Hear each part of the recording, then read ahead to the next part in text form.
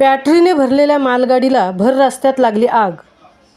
आज मंगळवार रात्री 9 वाजता उरण बामणलोरी येथे भर रस्त्यात हायवेवर एका माल भरलेल्या गाडीने पेट घेतला।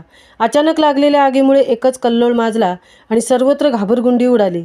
नंतर समजलं की ही बॅटरीने भरलेली गाडी आहे, त्यामुळे बाजूला कोणीही जात नव्हता। गाडीचा ड्रायव्हर आणि क्लीनरसुद्धा पळून गेले।